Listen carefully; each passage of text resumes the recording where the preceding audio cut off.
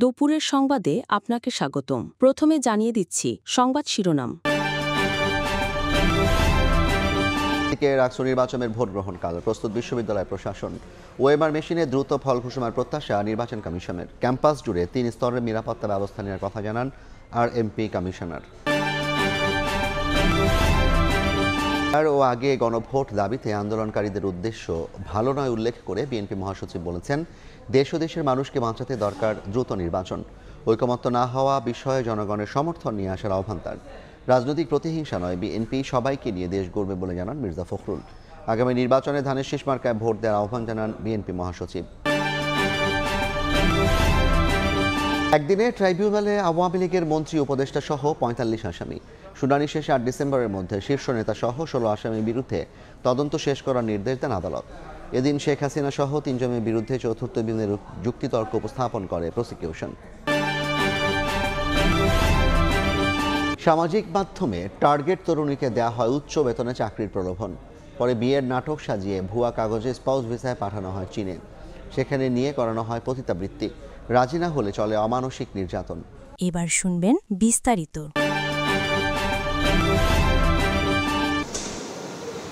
দীর্ঘ ৩৬ বছর পর অনুষ্ঠিত হতে যাচ্ছে রাজশাহী বিশ্ববিদ্যালয় কেন্দ্রীয় ছাত্র সংসদ, হল সংসদ ও সিনেট ছাত্র প্রতিনিধি নির্বাচন।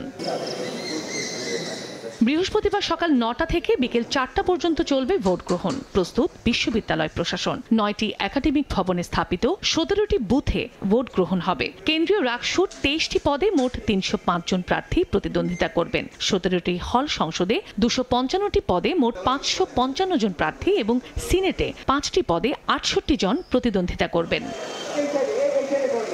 নির্বাচন ঘিরে নেওয়া হয়েছে 3 স্তরের কঠোর নিরাপত্তা ব্যবস্থা। মোতায়েন করা হয়েছে 2300 পুলিশ সদস্য। কেউ বিশৃঙ্খলার চেষ্টা করলে কঠোরভাবে প্রতিহত করার ঘোষণা আরএমপি কমিশনারের। আইন শৃঙ্খলা অবনতির আমরা আশঙ্কা করছি না, তারপরেও যদি কোনো মহল চেষ্টা করে আমরা কিন্তু সেটাকে কঠোরভাবে আমরা ব্যবস্থা নিব। আমরা কিন্তু আইন প্রয়োগের ক্ষেত্রে আমরা কোনো ছাড় দিব না।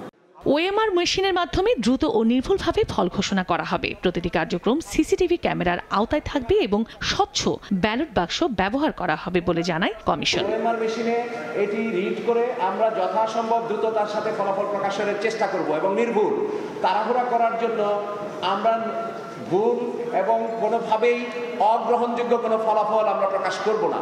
নির্বাচন প্রক্রিয়ার প্রতিটি কার্যক্রম সিসিটিভি ক্যামেরার আওতায় থাকবে এবং স্বচ্ছ ব্যালট বাক্স ব্যবহার করা হবে। রাকসুতে ভোট দেবেন 28,902 জন শিক্ষার্থী। নির্বাচনকে ঘিরে 3 দিন সভা সমাবেশ ও অস্ত্র বহনে নিষেধাজ্ঞা দেওয়া হয়েছে।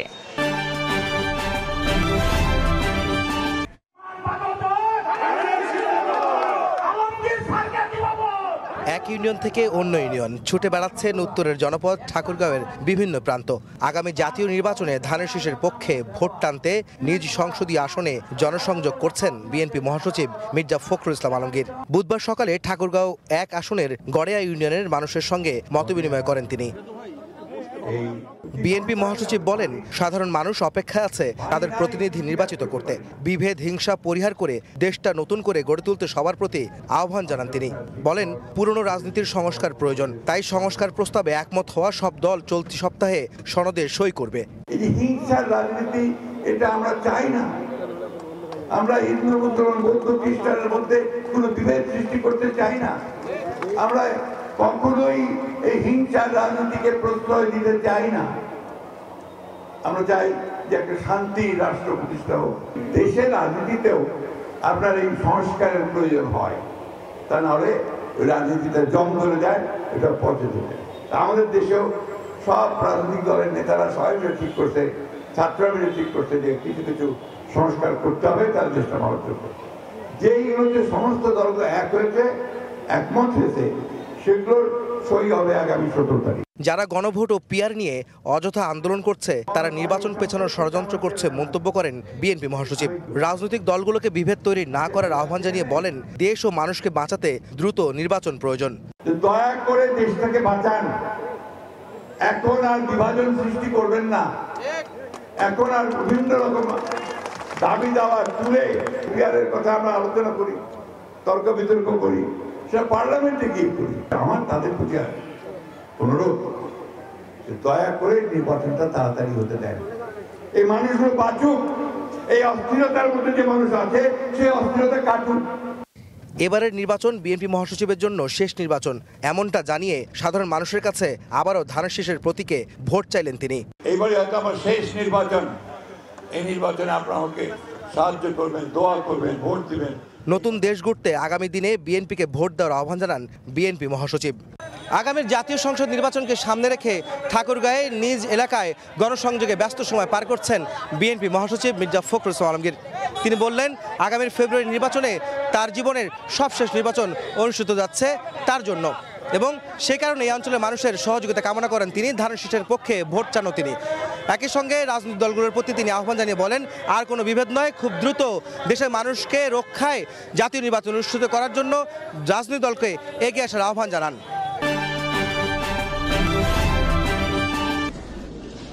প্রায় ৩ মাস পর একসঙ্গে আওয়ামী লীগের ১০ মন্ত্রী, ২ উপদেষ্টা সহ মোট ৪৫ জনকে আনা হয় আন্তর্জাতিক অপরাধ ট্রাইব্যুনালে।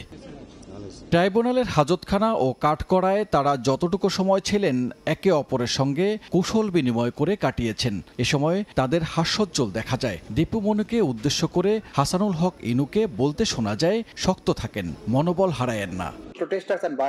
পরে আওয়ামী লীগের শীর্ষ নেতা, সাবেক মন্ত্রী, সংসদ সদস্য ও সরকার ঘনিষ্ঠ ব্যক্তিদের বিরুদ্ধে তদন্ত ৮ ডিসেম্বরের মধ্যে শেষ করার নির্দেশ দেন ট্রাইব্যুনাল। এরপর আইনজীবীদের সঙ্গে কিছু সময় কথা বলে কারাগারের উদ্দেশ্যে রওনা দেন আসামিরা। এখানে অনেকের বিরুদ্ধে কিন্তু আলাদা আলাদাভাবে তদন্ত হয়ে তাদের বিরুদ্ধে চার্জশিট দাখিল হয়েছে, ফরমাল চার্জও দাখিল হয়েছে। এরকম করে ২-৩ জন করে গ্রুপ করে সবার বিরুদ্ধেই প্রায় তদন্ত রিপোর্ট সমাপ্তির দিকে আছে। খুব সহসাই এদের বিরুদ্ধে তদন্ত রিপোর্ট এবং ফরমাল চার্জ দাখিল হবে, এদের বিরুদ্ধেও আনুষ্ঠানিক বিচার শুরু হয়ে যাবে। এদিন শেখ হাসিনা সহ ৩ জনের বিরুদ্ধে মানবতা বিরোধী অপরাধ মামলার চতুর্থ দিনের যুক্তিতর্ক উপস্থাপন হয়। যুক্তি উপস্থাপন করেন চিফ প্রসিকিউটর তাজুল ইসলাম। হাসানুল হক ইনুকে তিনি কনফার্ম করছেন যে নারায়ণগঞ্জে এখানে হেলিকপ্টার থেকে ৩৬ সেনা নামানো হবে এবং উপর থেকে বম্বিং করা হবে, প্যারাট্রুপার নামানো হবে। এই সমস্ত কথোপকথনের মধ্য দিয়ে হত্যাকাণ্ড সংঘটিত করার, অর্থাৎ সারা দেশব্যাপী ওয়াইড স্প্রেড এবং সিস্টেম্যাটিক যে অ্যাটাকের কথা আমরা বলছি, সেটি সংগঠনের জন্য সুপিরিয়র অবস্থান থেকে তার সরাসরি নির্দেশ প্রমাণিত হয়েছে। এছাড়া আশুলিয়ায় লাশ পোড়ানো মামলার সাক্ষ্য গ্রহণ হয় আন্তর্জাতিক অপরাধ ট্রাইব্যুনাল ২-এ। আর চট্টগ্রামে জুলাই আগস্টে সংঘটিত হত্যাযজ্ঞের মামলায় সাবেক সিএমপি কমিশনার সাইফুল ইসলামকে ৩০ অক্টোবর ট্রাইব্যুনালে হাজির করার নির্দেশ দেন বিশেষ আদালত।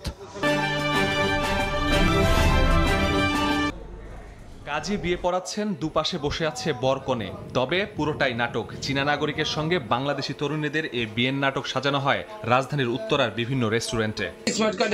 হুবহু আসল কাগজপত্রের মতো করে বানানো হতো কাবিননামা, এরপর রাতারাতি হয়ে যেত স্পাউস ভিসা। ইমিগ্রেশনের কোনো ঝক্কি ঝামেলা ছাড়াই তরুণীদের পাঠানো হতো চীনে। ভুক্তভোগী তরুণী বলছেন, এসব আনুষ্ঠানিকতার আগে চক্রের সদস্যরা তাকে টিকটকে চাকরির প্রলোভন দেন, পরে আনেন ঢাকায়। আমি তো বিউটি পার্লারে কাজ করতাম, তো ওরা সেটাই বলছে, কিন্তু ওরা আসলে ওইখানে যাওয়ার পর এই কাজটা দেয় না। শুধু নিজেই নন, প্রলোভনে পড়ে এ রাস্তায় নামিয়েছিলেন খালাতো বোনকেও। চীনে পৌঁছা মাত্রই বুঝতে পারেন চক্রের খপ্পরে পড়েছেন তারা। তাদের দিয়ে জোর করে করানো হয় অসামাজিক কাজ, রাজি না হলে চলে অমানসিক নির্যাতন। আমি আসার পরে যখন আমি মামলাটা করছি, ওরা যখন জানতে পারছে, আমার কাজিনের থেকে ফোনটা নিয়ে নিছে, ওকে অনেক মারধর করছে। আমি তখন লাইনে ছিলাম ফোনে, এবং আমার কাজিন গতকালকে আমাকে ফোন দিছে অন্য একটা নাম্বার থেকে। ওর রুমের মধ্যে আগুন লাগাই দেওয়া হয়েছিল, পরে ও দোতলা থেকে জানলা থেকে লাফ দিছে। ভুক্তভোগী দেশে ফিরে মামলা করলে তদন্তে নামে র্যাব। মঙ্গলবার রাতভর অভিযান চালিয়ে রাজধানীর বিভিন্ন এলাকা থেকে গ্রেফতার করা হয় চক্রের ৪ সদস্যকে। র্যাব বলছে ৭ থেকে ৮ বছর আগে চীনা নাগরিকদের চালক হিসেবে দায়িত্ব পালন করতেন গ্রেফতার আব্বাস ও বাবু। পরে গড়ে তোলেন সংঘবদ্ধ আন্তর্জাতিক নারী পাচার চক্র। অনেক চাইনিজ কাজ করে, তো তাদের লিঙ্ক আপেই এই কাজটা গত ৭-৮ বছর ধরে শুরু হয়, এবং এই ৭-৮ বছরে প্রায় অর্ধশতাধিক মেয়ে এই পন্থায় দেশ ত্যাগ করে। এম্বাসি, ইমিগ্রেশন, কাজী অফিস সহ বিভিন্ন জায়গার অসাধু কর্মকর্তারাও এ কাজে জড়িত। আরও ৪ থেকে ৫টি চীনা চক্র নারী পাচারের সঙ্গে জড়িত উল্লেখ করে র্যাব জানায় তাদের গ্রেফতারে অভিযান চলছে। ইভেন এই যে ভিকটিমটা আছে তার কোনো এনআইডি ছিল না, সে একটা ভুয়া এনআইডি বানিয়ে দিয়েছে, ওই এনআইডি দিয়ে পাসপোর্ট করা হয়েছে, ওই পাসপোর্ট দিয়ে আবার ম্যারেজ সার্টিফিকেট বানানো হয়েছে। ভিসা পাই তো টাইম বেশি দিন লাগে না, 2-4 দিনের মধ্যে ভিসা পেয়ে যায়। ইমিগ্রেশনও ওদের ক্লিয়ার করা, ইমিগ্রেশন দিয়ে তারা বের হয়ে যেতে পারে, যেহেতু স্পাউস ভিসা।